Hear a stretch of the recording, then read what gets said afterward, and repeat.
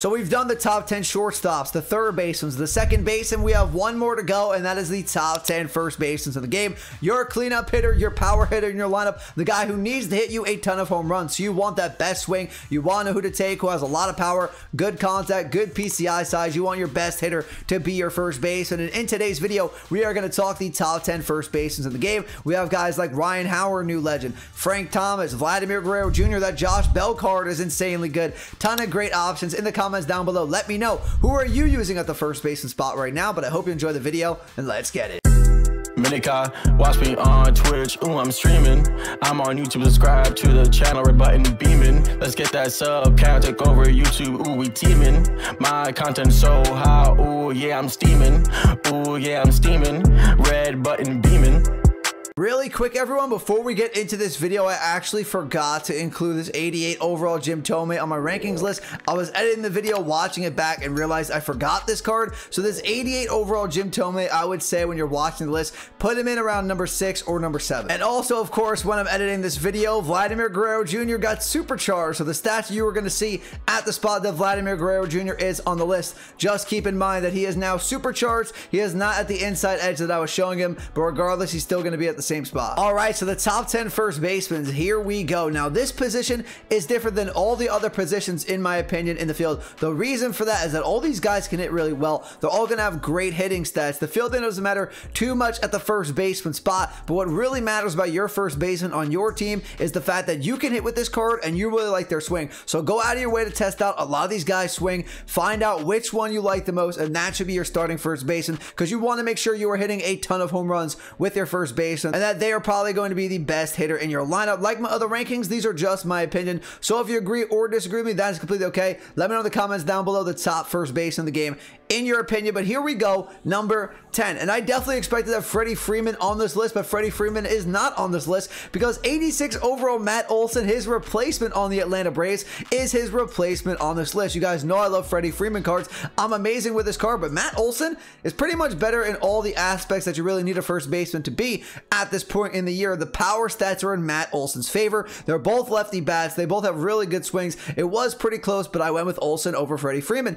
87 power against righties for Olson, 97 against lefties. You get him on a good inside edge day like today. He's going to have 76 contact against lefties, 109 power against lefties, 70 contact against righties. He is an insane card. 76 fielding, 60 arm, 54 accuracy, 82 reaction time. Now, like I said, you don't need a gold glove defenseman at first base, but it doesn't hurt to have better fielding stats at the first baseman spot. So Matt Olson will definitely help out there. You're not going to see a ton of fast first basemans on this list, so 31 speed actually isn't bad. And because he is a live series card, he's going to have a couple better quirks. Day player, if you like to play day games, Matt Olson is going to be good for you. First pitch hitter, breaking ball hitter, situational hitter, and he's extremely cheap right now, about 8,000 stubs on the market. That is going to lead me to number 9 and David Ortiz, 88 overall David Ortiz from the Cover Athlete program. So David Ortiz, we know he's going to get a 99 overall card some point this year, like he got last year. He did get that 99 at the beginning of the year, so we're going to get a better David Ortiz at some point. But this year, we're going to get a great 99 overall card later on in the year. But this 88 overall one is just one-sided, and he's honestly not that good against righties compared to some of the other first basemans that we're going to talk about. Again, everybody on this list is going to be able to hit. He can only hit righties and not as well as some of the other first basemans can hit righties that we're going to talk about on this list. 106 power against righties, definitely not bad by any means, but I think there's a first baseman in the Cover Athlete program that's better than David Ortiz, who we'll talk about in a little bit. 85 contact against righties, 78 against lefties, 106 power against righties, 77 against lefties. I don't have to tell you, David Ortiz is not going to be a gold glove first baseman for you with 50 fielding, 44 arm, 46 accuracy, 44 reaction time, 31 speed. Now, Ortiz does have a great swing, which I definitely love, so if you want to pick him up, he's 29K on the market. Very similar to David Ortiz is going to be Joey Votto, and Joey Votto is just a little bit better than Ortiz against righties. 89 contact against righties, 108 power against righties. He is worse than Ortiz against lefties, but you want those righty hitting splits because you face more righty pitching than lefties in this game. 61 contact against lefties, 68 power against lefties. I guess the only bump up between Votto over Ortiz for me is a little bit better against righties, and he's definitely better in the field. So if I don't want a liability at first base, I'm going to go with Votto over David Ortiz here. 77 fielding, 50 arm, 78 accuracy, 84 reaction time. Definitely really solid for the first baseman spot with 24 speed. If you want to pick him up, he's also way cheaper than that David Ortiz, 12K on the market. At number 7, we are going to have the 90 overall prospect, Spencer Torkelson. Now this card Doesn't have the power that Votto or Ortiz has, but he's the most well-rounded first baseman that we talked about so far because he's going to give you great contact. Your PCI size is going to be pretty solid with Spencer Torkelson against both sides. His power against both sides. He can hit righties, he can hit lefties, so whatever you're going up against, Spencer Torkelson will give you a base hit or a home run if you really need it. 84 contact against righties, 91 against lefties, 86 power against righties, 95 against lefties. Not horrible in the field, not great. 73 fielding, 70 arm, 65 accuracy, 63 reaction time, 55 speed. I personally haven't had a chance to use this Torkelson, but I have seen people use him, and some people have used him against me. He has a pretty solid swing. He doesn't have a swing like Ortiz, Ryan Howard, but it is pretty solid. And again, he's super cheap for about 13,000 stubs on the market. These faces of the franchise cards are going to keep on coming though in this list, because up next we have 90 overall CJ Cron. CJ Cron has so much power behind his bat. The power against righties and lefties honestly don't do him justice in game. This card absolutely mashes at the plate. 92 power against righties, 95 against lefties. Contact against lefties is good, 99. The only knock on this card is the fact that if you're playing on Hall of Fame or you're playing on Legends, 68 contact against righties, not going to get it done. Your PCI size is going to be too small, and you want a batter, especially at the first baseman spot, that's going to give you a decent PCI size against both sides, so it's not going to get it done for me in my opinion. He's also not a lefty bat or a switch hitter. I like to get lefties as my first baseman for the most part, or switch hitters. We have a couple switch hitters that we're going to talk about and a lot of lefties. 75 fielding, 67 arm, 75 accuracy, 81 reaction time, so he's going to be solid for you in the field. He does have great power. He can mash at the plate. The only problem is the contact against righties. So if you're playing on all-star or lower difficulties, honestly CJ Cron might find himself higher up on the list, but if you're playing on higher difficulties, he's going to fall down the list. So if you want to pick up the CJ Cron, he's about 12,500 stubs. At number 5, we are going to have 92 overall Prince Fielder. Prince Fielder, unlike CJ Cron, is more well-balanced contact-wise than Cron was. Cron had great stats against lefties contact-wise, but bad against righties. Prince Fielder basically took away a little bit of his lefty contact and then added to his righty. So we have 86 contact against righties, 80 against lefties. We will definitely take that, and the power is actually better than Cron as well. 102 power against righties, which we definitely like to see.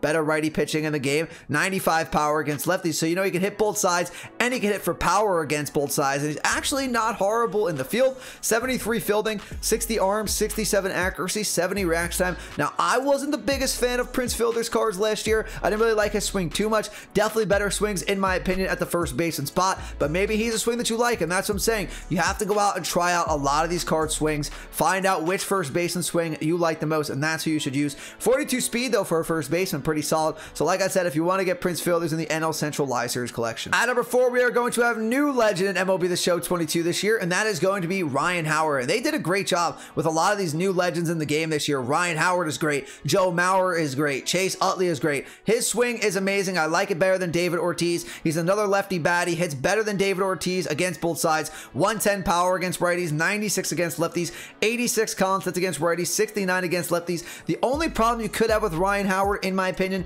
is the fact that he's 6'4", so a little bit taller. The strike zone is going to be a little bit bigger. I know people have that problem with Frank Thomas, but honestly, Ryan Howard's swing is so good, it kind of makes up for his size. So if you don't like using big first basemans, then Ryan Howard isn't going to be for you at 6'4", but he does have a great swing, in my opinion, one of the top 4 first basemans in the game. He's okay in the field. He's not horrible. Definitely on the worst side of the fielding compared to some of the other first basemans that we see on this list. 64 fielding, 59 arm, 56 accuracy, 55 reaction time, and then 34 speed. But I think his swing is just that good. Gonna land him in the top 4. If you want to pick him up, he's about 25,000 stubs. At number 3, we are going to have Vladimir Guerrero Jr. And Vladimir Guerrero Jr. is one of my favorite players in the MLB right now. Love watching this guy play it in game. I love his cards too. I love that 99 All-Star Game card from 21, and this card is a solid live series card. He has great power and contact against both sides, and you're getting him on a great inside edge day to day. 88 contact against righties with +9. That's 97 contact against righties, and then the power is 94 at base, but with inside edge,